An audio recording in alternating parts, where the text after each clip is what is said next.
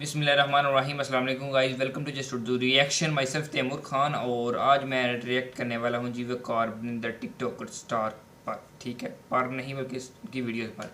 बहुत अच्छी वीडियो बनाते हैं। अगर आप उनको नहीं जानते तो यकीनन नहीं जानते होंगे, क्यों नहीं जानते। उनके गाने भी, सॉन्ग भी काफ़ी ज़्यादा आए हैं, 2-3 गाने उनके आए हैं और टिकटॉक पर उनकी बहुत ज़्यादा हाई स्टेज हो गया। तो जल्दी शुरू करते हैं उनकी वीडियोस। बहुत अच्छी वीडियो बनाते हैं, तो सो लेट्स सी।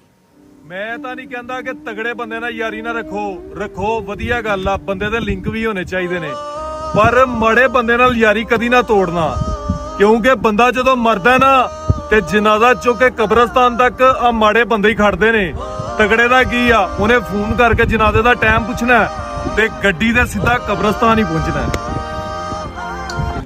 ਇੱਕ ਵਾਰ ਇੱਕ 60 ਕੁ ਸਾਲ ਦਾ ਬਾਬਾ ਗੰਦੇ ਮੰਦੇ ਕੱਪੜੇ ਪਾ ਕੇ ਤੇ ਕੱਛ 'ਚ ਝੋਲਾ ਚੁੱਕ ਕੇ ਬੈਂਕ ਜਾਂਦਾ ਤੇ ਬੈਂਕ ਜਾ ਕੇ ਬੈਂਕ ਮੈਨੇਜਰ ਨੂੰ ਕਹਿੰਦਾ ਕਿ ਮੈਨੂੰ ਕਰਜ਼ਾ ਚਾਹੀਦਾ ਤੇ ਬੈਂਕ ਮੈਨੇਜਰ ਕਹਿੰਦਾ ਕਿ ਬਾਬਾ ਜੀ 60 ਸਾਲ ਦੇ ਤੁਹਾਡੀ ਉਮਰ ਹੋ ਗਈ ਏ, ਇਸ ਉਮਰ ਤੁਸੀਂ ਕਰਜ਼ਾ ਕਰਨਾ ਕੀ ਏ?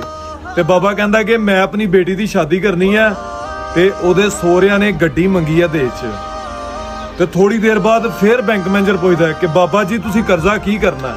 ਤੇ ਬਾਬਾ ਪਤਾ ਹੀ ਕਹਿੰਦਾ ਮੈਂ ਆਪਣੀ ਧੀ ਵਾਸਤੇ ਲਾੜਾ ਖਰੀਦਣਾ। ਸਾਡੇ ਮਾਸ਼ਰੇ 'ਚ ਅੱਜ ਕੱਲ 100% ਇੰਜ ਹੀ ਹੋ ਰਿਹਾ। बिल्कुल ऐसी बात है। ਲੋਕ ਕਹਿੰਦੇ ਨੇ ਕਿ ਮਾਂ ਦੇ ਕਦਮਾਂ ਥੱਲੇ ਜੰਨਤ ਹੁੰਦੀ ਏ ਤੇ ਪਿਓ ਦੇ ਕਦਮਾਂ ਥੱਲੇ ਕੀ ਹੁੰਦਾ? ਮੈਂ ਦੱਸਦਾ ਪਿਓ ਦੇ ਕਦਮਾਂ ਥੱਲੇ ਕੀ ਹੁੰਦਾ। ਪਿਓ ਦੇ ਕਦਮਾਂ ਥੱਲੇ ਹੁੰਦੀਆਂ ਟੁੱਟੀਆਂ ਚੱਪਲਾਂ, ਜਿਹੜੀਆਂ ਲਾਦ ਦੇ ਚਾਹ ਤੇ ਸੁਪਨੇ ਪੂਰੇ ਕਰ ਘਸ ਜਾਂਦੀਆਂ।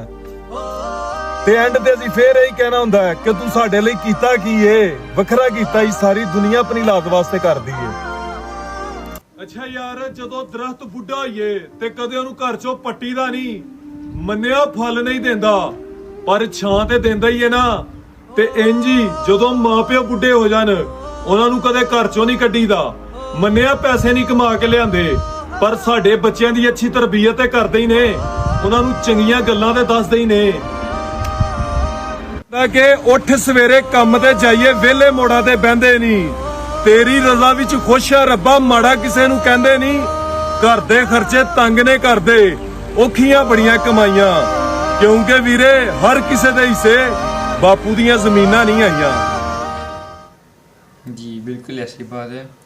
तो दोस्तों वीडियो थी यहीं तक। मुझे उम्मीद है कि आपको वीडियो अच्छी लगी होगी और साथ ही साथ मैं आपको एक और बात बता दूं कि ज़्यादातर जो मैं इसको लाइक क्यों करता हूं, क्योंकि मैं खुद एक गाँव का रहने वाला हूं। तो ये भी भाई कह लें, ठीक है, थोड़ा मेरे मुझसे थोड़ा बड़ा है, तो ज़्यादा नहीं बड़ा, थोड़ा बड़ा है, तो इसलिए मैं इसे लाइक करता हूँ। मैं खुद गाँव का रहता हूँ और जो काम ये करते हैं ना वही काम मेरा होता है या हमारा होता है, ठीक है, हमारे घर वालों का या जो मेरा।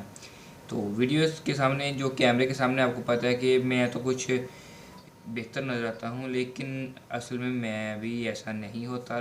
जो मेरे आप अभी देख रहे हैं मुझे लाइव जो होता है, सॉरी लाइव, वो तो कुछ ऐसे ही होता है, ठीक है, मतलब आम रूटीन में। तो इसलिए ये मैं इनको ज़्यादा लाइक करता हूँ, क्योंकि इनकी बोलने का अंदाज़ और इनकी पोइट्री, जो बंदा भी एक बार सुन लेना तो वो इनका दीवाना हो जाता है। तो मेरी तरफ से सलाम है। तो अगर आपको भी वीडियो इनकी अच्छी लगी तो लाइक कर देना। यकीनन अच्छी लगी होगी, 5 से 6 वीडियो चली हैं और उनमें से कोई एक वीडियो तो आपको अच्छी लगी होगी जो कि आपको दिल को छुई हो, ठीक है, यानी कि दिल को लगी हो।